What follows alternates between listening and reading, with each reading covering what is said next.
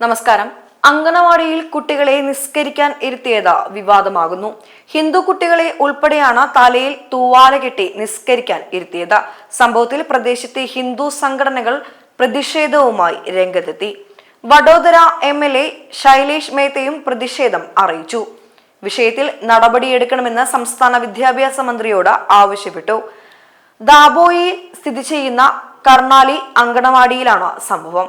പാഠ്യപദ്ധതിയിൽ ഈദിനെ കുറിച്ചുള്ള പാഠങ്ങൾ ഇല്ലാതിരുന്നിട്ടും ഹിന്ദു കുട്ടികളെ ഉൾപ്പെടെ തലയിൽ തുവാല കെട്ടി നിസ്കരിക്കാൻ പഠിപ്പിക്കുകയായിരുന്നു.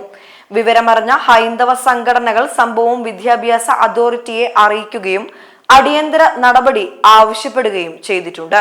വിഷയം ഗൗരവമുള്ളതാണെന്ന് MLA ശൈലേഷ് മേത്ത അറിയിച്ചു. ചെറിയ കുട്ടികളെ മറ്റൊരു മതം പഠിപ്പിക്കുന്നത് എന്തിനാണ്? കുട്ടികൾ വിദ്യാഭ്യാസത്തിനായി അങ്കണവാടിയിൽ പോകുന്നു. അവിടെ മതപരമായ അറിവിന്റെ ആവശ്യമില്ല. മതവിദ്യാഭ്യാസം ലഭിക്കണമെങ്കിൽ കുട്ടി മുസ്ലിം ആണ് എങ്കിൽ മദ്രസയിൽ പോകും. എന്നാൽ അങ്കണവാടികളെ മദ്രസകളാക്കി മാറ്റുന്ന പരിപാടി വെച്ചു പൊറിപ്പിക്കാനാകില്ല എന്നും അദ്ദേഹം വ്യക്തമാക്കി. News desk Bharathabhoomi.